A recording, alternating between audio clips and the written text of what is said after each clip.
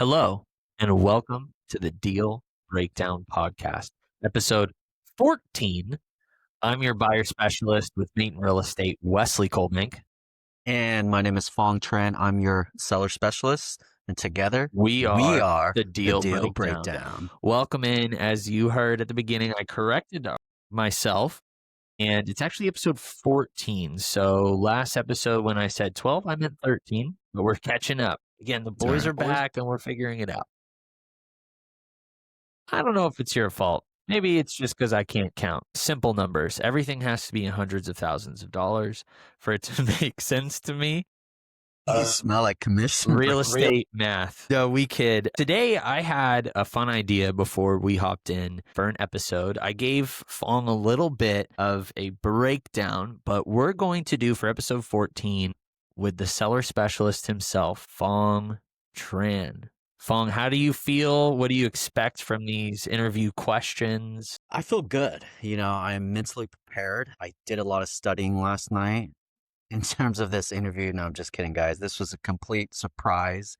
He texted me earlier today and was just like, "Oh, I have a great idea," but was not expecting to be, interviewed. But I'm looking forward to it. Good. I think it's going to be nice to kind of take a step back, just because we talk about the market at large, we talk about these overarching things in, the news and the economy, and a lot about transactions, but not necessarily about ourselves and maybe where we come from and what we think about. So for today, just to get your brain, a little warm up, we're going to do some rapid fire questions. Okay. So I'm just going to hit you with a bunch of lightning questions. It's like speed dating then. A little bit. Yeah. We're speed dating Fong as a real estate agent. But yeah, I'm going to throw some questions at him. I will admit some of these questions we're going to go back and expand on. And some of these questions are going to be quick, and it's going to probably be a yes or no answer. And then we move right along. I'll kind of see which ones are kind of you're mulling over, and I would definitely want some more out of you. But for this right now, we're just going to spend the next couple minutes. I just want you to rapid fire first thing that comes to your mind when you hear these questions. Some will be difficult. Okay. Right? Before let's preface. Is this all just general knowledge of real estate, or is it just outside? Like what's the gist? This is opinions. These are going to be a lot of opinion based, because we talk about, like, if I asked you, what's the interest rate? You could look that up. That's a factoid, right? Instead, it's going to be your opinions on certain things that do have to do with real estate and the real estate market at large. Some of them you're gonna have to think about a little bit. Don't be PC. Don't be politically correct here, buddy. I want to hear it. And then after these rapid fire questions, once Fong is warmed up, and then maybe we go back and expand on them, we're going to go over some more in-depth questions. So rapid fire questions, expand. Then we have what I call, what is the single most important about ... And I'm going to fill in the blank with those, and he's going to tell us what that is. And then we're going to do one or two bigger questions for Fong. So Fong, are you ready for the rapid fire? I am. Yeah, I'm definitely ready. And guys, let us know if you like this type of format. I think next episode we're going to be grilling Mr. Buyer Specialist himself. Maybe not next episode, but 2 episodes. We'll see. Yeah, we'll see. Yes. Let us know if this is kind of cool to you guys. All right, let's do this. All right. Fong, question number 1. Who is easier to work with, buyers or sellers? Sellers. Okay. No doubt. Okay. In my mind. Okay. There's no right or wrong answer here, by the way. Fong, number 2. Would you rather have 3 listings at a $300,000 price point, or 1 listing at $1.5 million price point? 3 listings at $300K each, or whatever. The first option. Okay, yeah. 3 at $300K or 1 at 1.5. Okay, so 3 at 300. Number 3, Fong. You get a listing. Would you prefer that the sellers get an inspection themselves before you go live, or would you rather wait for a buyer to do an inspection? I would much rather have a pre-listing inspection. This is going to be pertinent for each property. So obviously a new construction, probably not. But if it's an old home, 100 years old, yeah. And so, but typically I'll lean more towards a pre-listing inspection. Okay. Okay. Number 4, if I could give you a listing anywhere in the Portland metro area, what would your favorite city for that listing be? Anywhere in the Portland metro. Anywhere in the Portland metro. Favorite city? Probably Southwest Portland. Ooh, Southwest Portland. Okay. Number 5, should the head of the Fed, Mr. Jerome Powell, be replaced? Absolutely. Ooh, okay. Okay, say no more. We'll come back to a couple of these. Number 6, Fong. Do you need to post on social media to be successful in real estate today? Absolutely not. No. Ooh, okay. I'll expand later if you there's guys a want to couple hear of it. these I want to expand on. Number 7, should a licensed real estate agent be required to get a 4-year degree to be a licensed real estate agent? I do. Okay. Okay. Number 8. Are you okay? You guys, he's choking up. Number 8. Will lower interest rates truly fix our real estate market? I don't think. Okay. Got 2 more here for you, buddy. Then I do want to go back and expand. Number 9. Should Zillow lower their splits with agents? No, I do not believe that. Okay. No. And last one, I think I know the answer to this, maybe an easy one, is the local expert title a joke? That's fucking bullshit. I will write down bullshit. Use my language, guys, but yeah, no. Okay. So a couple of these, thank you, Fong, by the way. I think those are some great answers. Hopefully y'all got something out of that. Number 1, who's easier to work with, buyers or sellers? Some of these I want to be quick on. You pick sellers. I think that was going to be obvious. I wanted to hit you with a softball. You're the seller specialist. Why sellers? So why sellers? I prefer sellers is because I focus more on the business side in terms of time on task. There's a great metric. I'm sure you've heard of it. I think Jeff Glover mentions it, that you spend maybe about 20 hours per seller lead or client versus maybe 35 hours per buyer, He special or updated buyer it lead. to 38 for buyers, 18 for sellers. So I was You're fairly right, close. And so it's common knowledge, Wes. Again, I'll be real quick. I know we don't want to spend too much time. You can easily transact on, 5 sellers in a month versus a buyer. I mean, you're going to be struggling a little bit just because it requires a little bit more time on task. Would you agree? I would totally agree. And the time on task I think you're talking about is truly, I mean, a lot of times you're probably going to the house for a listing one time.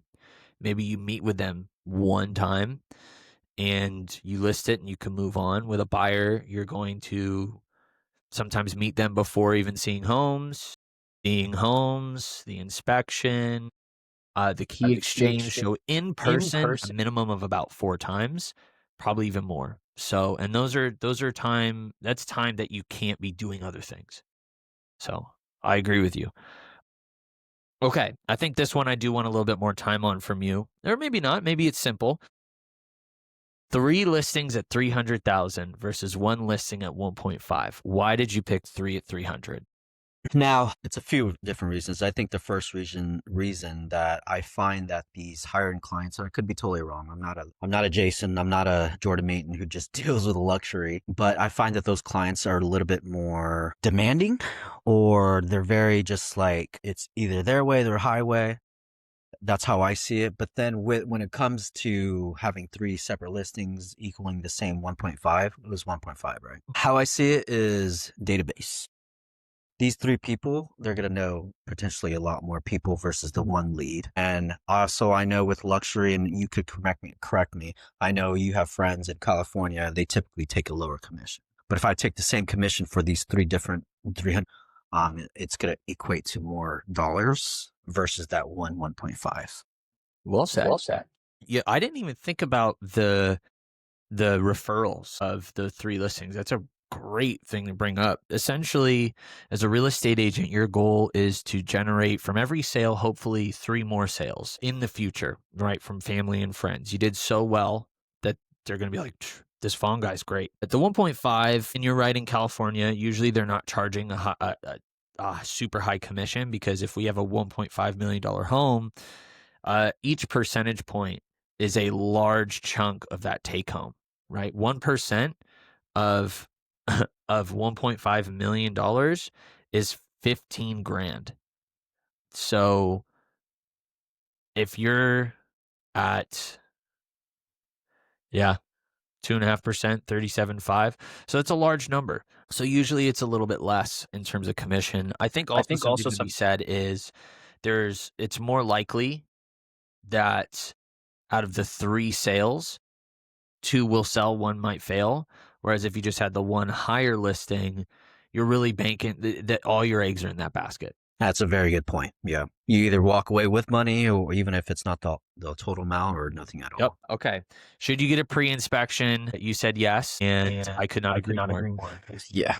Yeah. So this, like, literally 2 weeks ago, I think when we last recorded, when I last went to y'all's office, I was in Mount Tabor at an appointment, and the home was built in 1910. And the home was in great condition, but you just never know. You don't know about specifics of the foundation, the plumbing, the electrical. The roof was newer. And so in this specific case, I recommended a pre-listing inspection, because there are things you just don't know. And I'd rather deal with the headaches now versus headaches that could potentially cause a transaction to go sideways. Because what do we know? Buyers are picky, right? If they're scared that the foundation is crumbling, but if we put into the measures prior to even going live to maybe address the foundation or whatever, it could potentially make the transaction continue. Awesome. All right. Number 4, favorite city, Southwest Portland. Well, as a Southwest Portland stan myself, why? It's close enough to Portland that people have access to the Portland things, especially as we know Portland is slowly recovering. I do believe that there's not a lot of homelessness, drugs, crimes, especially I was in downtown last weekend, and I actually felt like good about it. It was hip. It was lively. It was like that one time that we went to San Diego and we ate at Ironside. God, I have great memory. Yeah. And it wasn't to that degree of like, it was just so hip and hot, whatever. But it just felt comfortable. It felt like that downtown Portland vibe, especially during the summer. But not only that, Southwest Portland is surrounded by a lot of trees and greeneries. And obviously we live in Oregon, right? People love that. Home prices are a little elevated in Southwest Portland. It is pretty expensive because of those amenities I said. I mean, you have that nice Forest Park up north, and then towards Lakeo, you have Treon. And so you just have access to a lot of parks. It's a very good family neighborhood. It's very hilly. Some parts are very elevated, and so you have a great view. And so overall, I think it's like a really good home to be in, especially as a family. Yeah, I agree. I mean, I have multiple videos on my Instagram talking about how it's my favorite. And really, when I think of Southwest Portland, I think of south of 26, east of the 217, and north of the 5. And then obviously west of the river.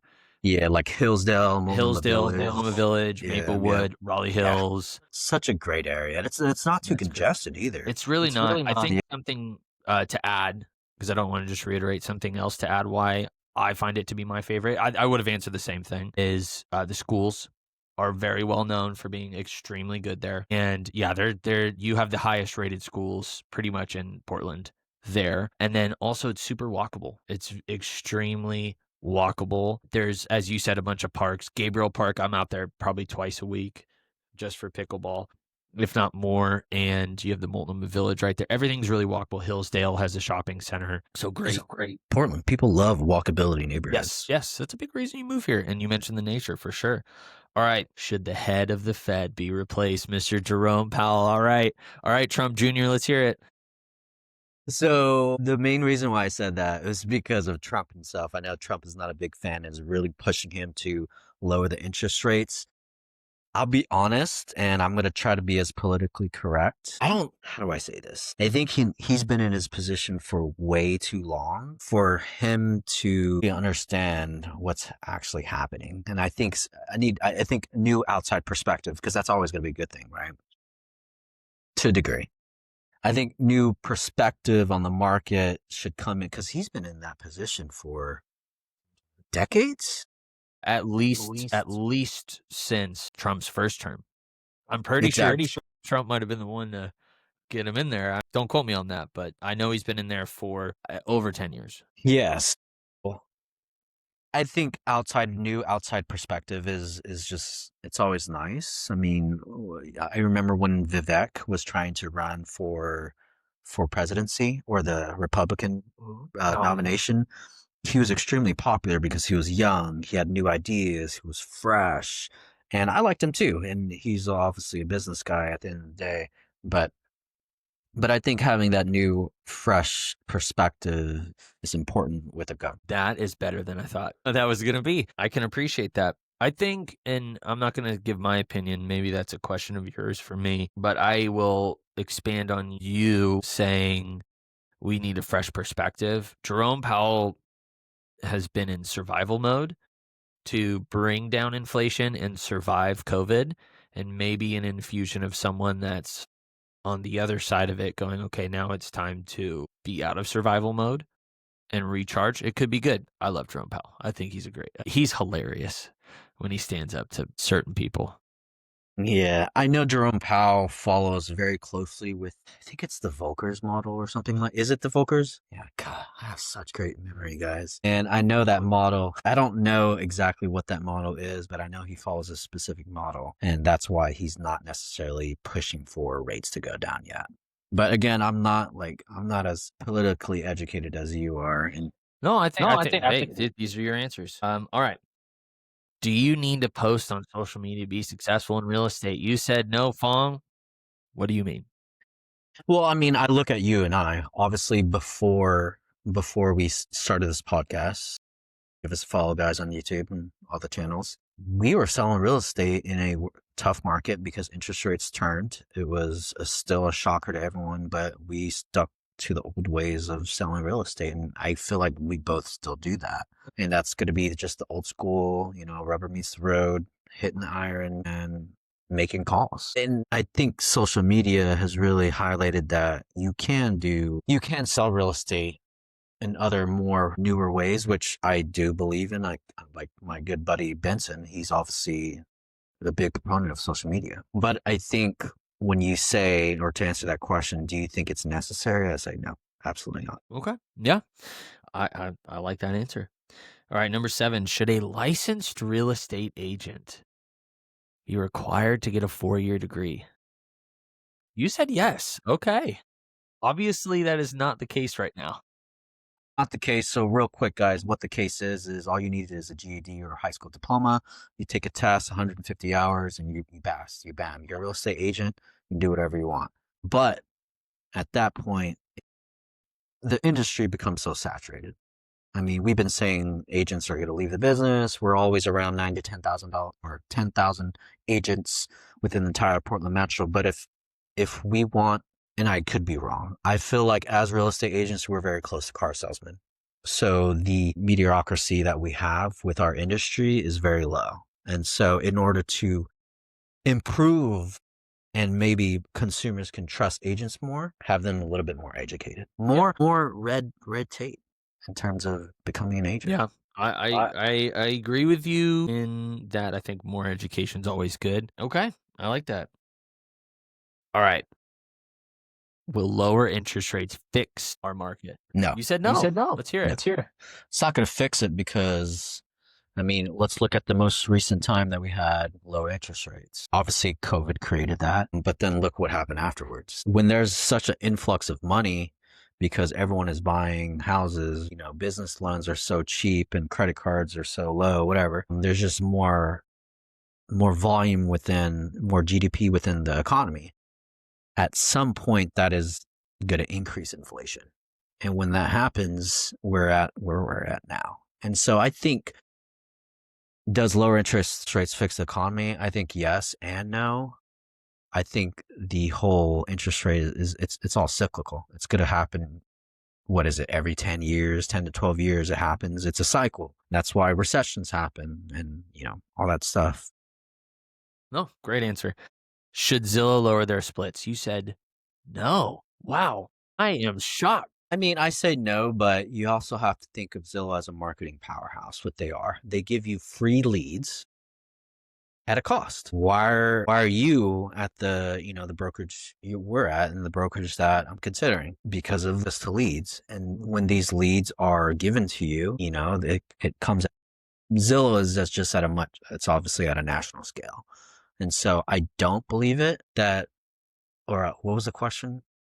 Should they lower their So right, just to educate really quick our listener, what I'm essentially asking is, as a real estate agent at the end of your transaction, if you get the lead from Zillow, you pay Zillow a certain percentage of that commission at the end of the sale. So I'm asking, should Zillow take less?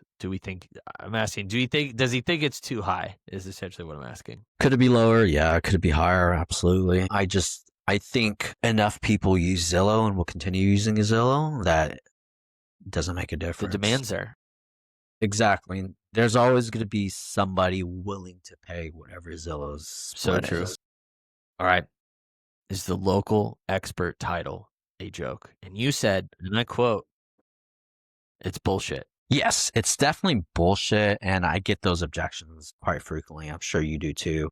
I think it's bullshit. I mean, I think with how transactions or sales happen, 96% of buyers start their search where? Online. Zillow, Redfin, whatever. And they're not going to go look for a local expert. They're just going to look for an agent that knows what the hell they're doing, because all agents aren't going to just focus on Southwest Portland. If they are, and I know some agents just focus on that and they probably do good business, but I think it's pertinent to every model. But I feel like there's going to be a lot more people who don't care versus who actually do care. I gotcha. I think also coming from a seller expert too, like seller specialist rather, that you are, is I think the local expert thing for a listing is absolute crock. It doesn't matter. Buyer's agent, I think there's a little bit more legs to stand on I with would a agree local with that. expert. They know the area the best. And if you're looking to move in there, I could see that. Okay. But yeah, as a seller, who cares? What if a California buyer buys it?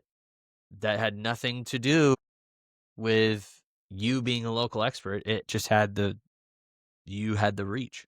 Yeah, I mean, it goes back to that social media. You need to have an online presence, whether it's like good reviews and a good standing with a brokerage that has a lot of reviews. I think that's going to be more important than having its title. I'm your Milwaukee, local expert. Mhm. I know where the best hole in the wall Mexican food is. Do you know what inspections are? Yeah. Woohoo, yeah. Talk about tacos. Who cares? What should I offer on this home? All right. I appreciate that, Fong. Let's move on to our next segment. What is the single most important aspect of blank? So here's what I'm going to do. I'm going to ask you, what's the most important thing for this, for this, for this, for this? And I just want one answer. You're going to have to pick one. It's the most. You're going to want to say multiple things. You can't. Okay, one answer, like one word, or no, if it pertains. yes. Okay, Let's use the first one as an example. Okay. Okay. What is the single most important aspect when hiring a real estate agent? To interview them. Okay. Let me expand on that. What about them as a real estate agent is the most important? Knowledge of the current market. Ooh, okay. Knowledge of the current market. Yep. Gotcha. Okay. What is the single most important aspect when pricing a listing? Sold comparables. Okay. Makes sense. Some of these are lobs. Okay. What is the single most important aspect when putting in an offer? So when you put in an offer, Yeah. and you're looking to negotiate for that offer, what is the single most important thing on that piece of paper for that offer? Anything. So let's say you have a listing, Fong, okay? And you have two offers in hand, okay? And one offer has X, one offer has Y. What's the first thing your eyes go to? I see. So the last two questions, I'm doing it all wrong. I need to give you more precise answers, right? Am I doing it wrong? No, you're fine. Okay. Fine. No, I think So the last two have been good. okay, so price. Okay, price. Gotcha. Price is the answer to that question. Okay. Let's say they're the same price. Okay. So probably if there's any concessions. What do you mean by concessions? So seller credit, seller paying for any of the buyer's closing costs. Obviously BAC, which is I typically always see Agent 2.5. Yep. I typically always say that, so I expect it. Okay. So it's Yeah. dollars and cents at the end of the day. 100%, especially for a seller. Yeah. Okay. Okay. I appreciate that. What is the single most important aspect when picking a lender? Like single most important thing about that lender. Like you're like, my lender, My lender lives in the Portland metro. local. That's Yeah, the most 100%. important. Interesting. He just said local expert was bullshit, everybody. Okay, I take that back.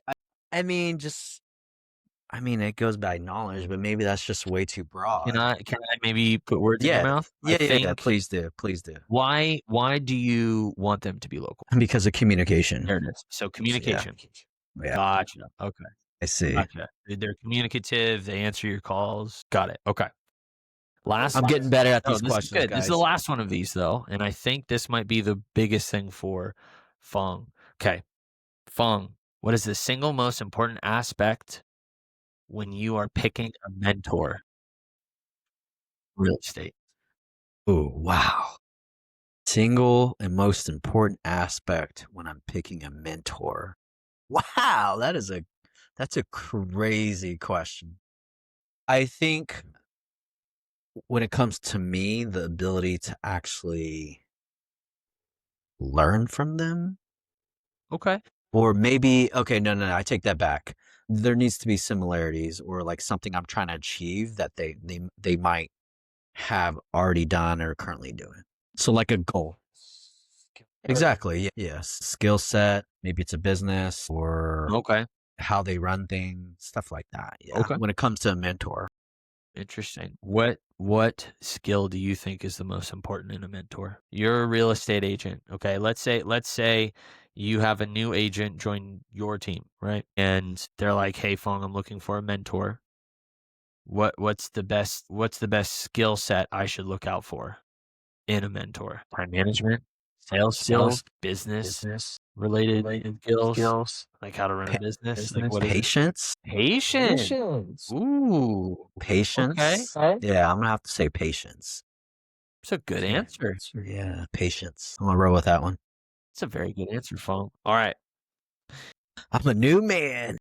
I do want to go back to one of these. You said know the market for most important aspect when hiring an agent. So if I'm a buyer or a seller and I go to hire an agent, you're saying that I should pick the agent that has the most knowledge of a market. You can go back on it. I know I was rapid firing at you, but I want you to there's no right or wrong.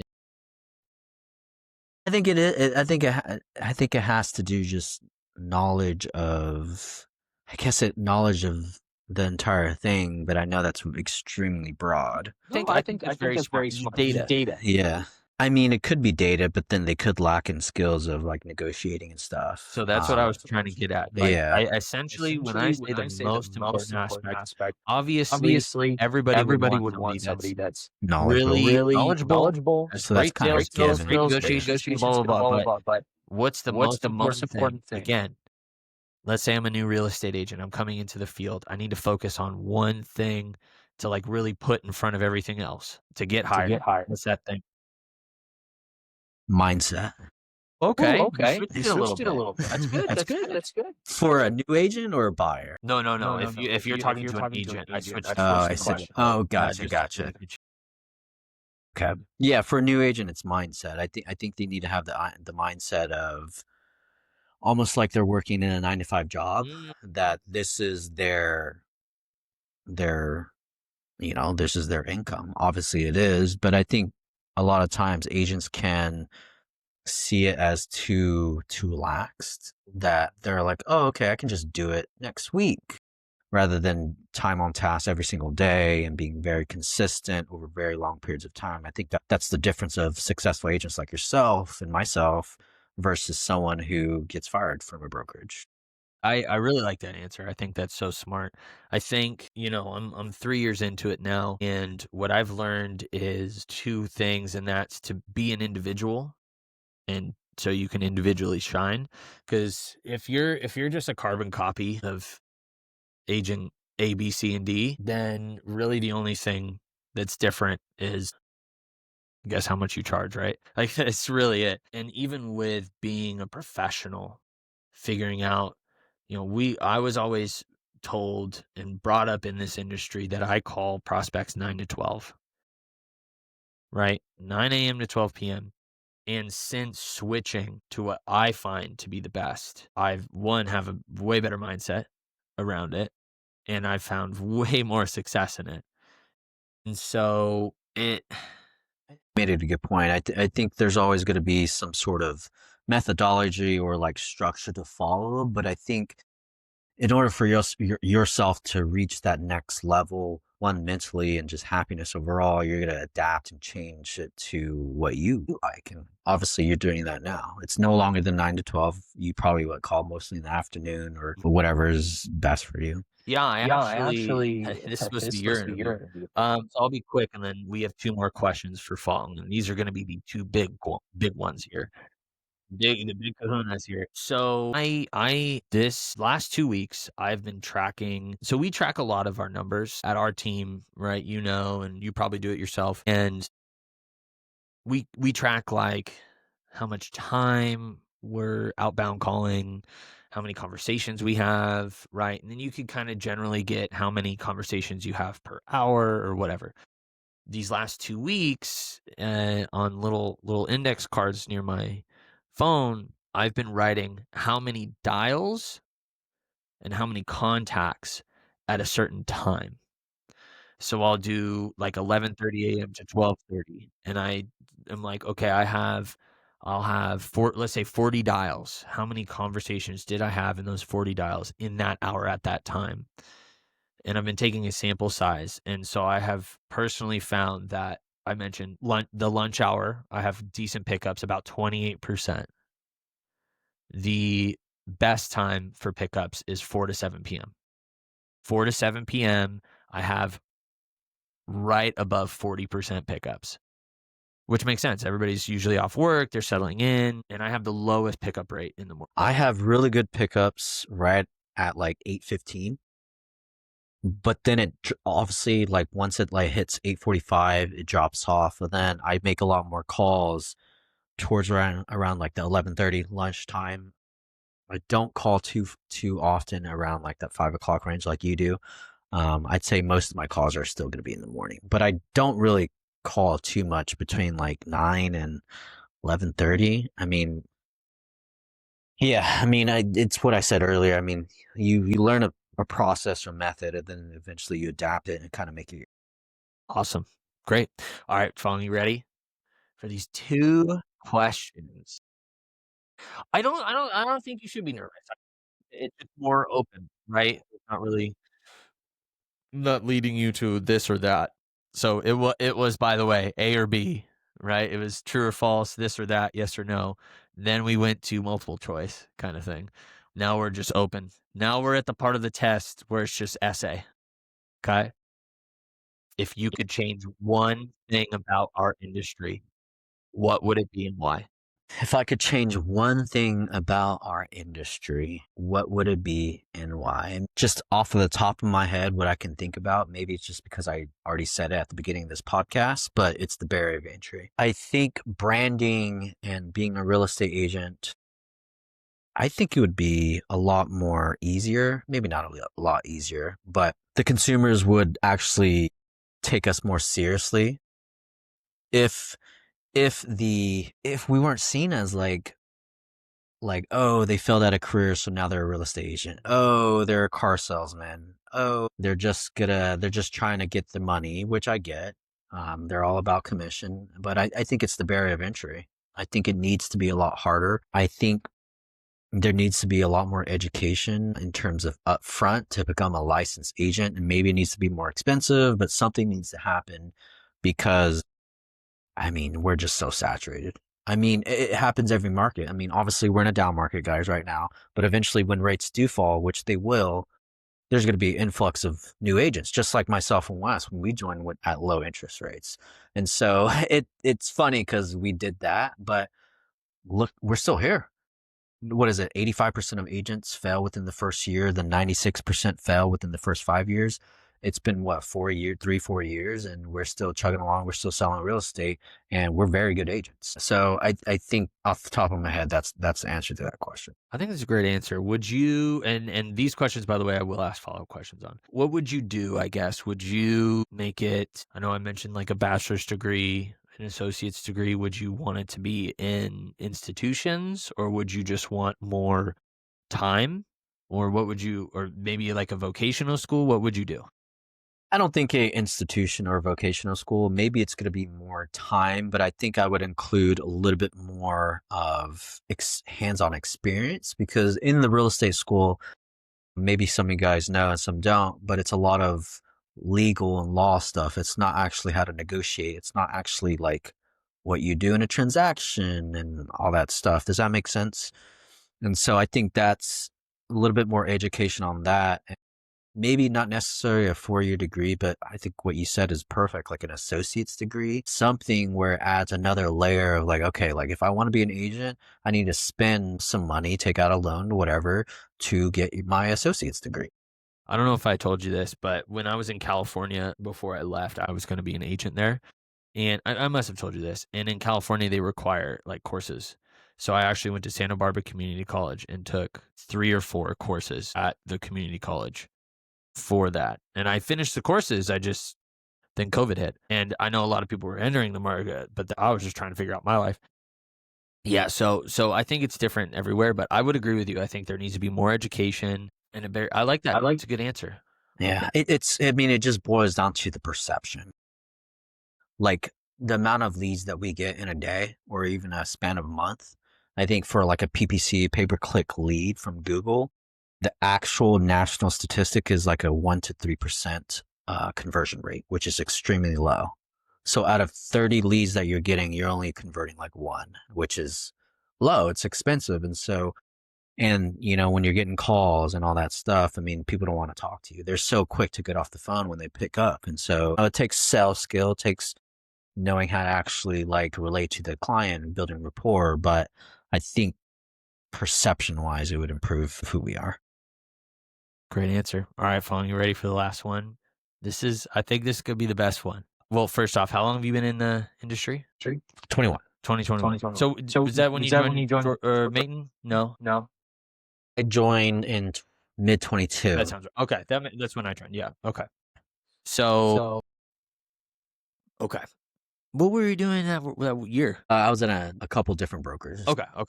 I didn't sell single real estate until I joined Mayton Real Estate. What was your first brokerage? Small independent brokerage that doesn't have an umbrella organization. They're more investment focused. Oh, okay. So would you say that Mayton? Sorry, what were you saying? Would you say that Mayton Real Estate was the first like, I'm a real estate agent?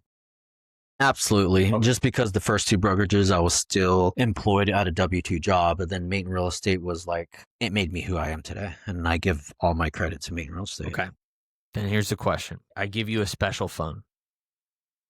Okay. The phone, you are able to call Phong Tran the day he joined Mayton Real Estate and give him a 2-minute call. What would you tell him? I'm going to reenact the scene from Interstellar where he's like, no, you know what I'm talking about?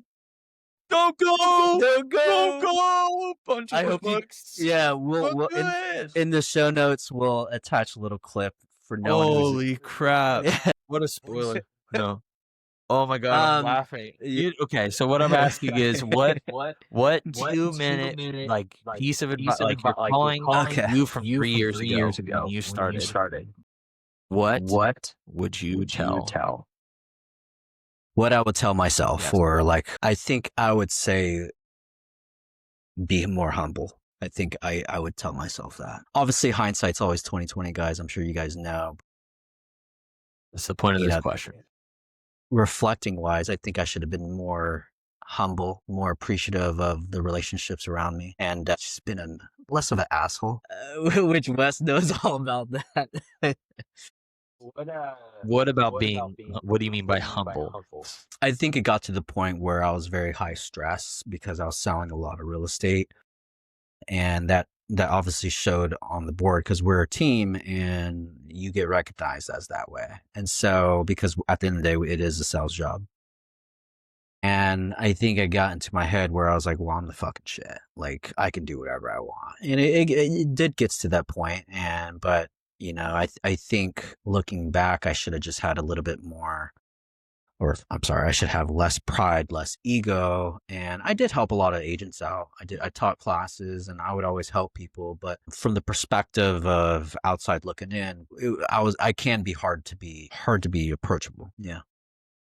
Well said. Well, Fulham, how'd you like the interview? Great question. It was great. It was fun. I really appreciate you playing along here. I think we learned a lot, not only about just kind of your opinions, but just about you as an agent and you in general. So I really appreciate it. Any final thoughts? Any final things you want to say? You guys know a lot more about me now in terms of my mindset, who I am. I swear I'm not a hassle anymore. Maybe I am. I don't know. Wes will It's tell all you. in degrees. It's a spectrum. All right. This is Wesley, your buyer specialist, signing off. And this is Fong Tran, your seller specialist, also signing off. We'll see you guys next See time. you next time. Bye.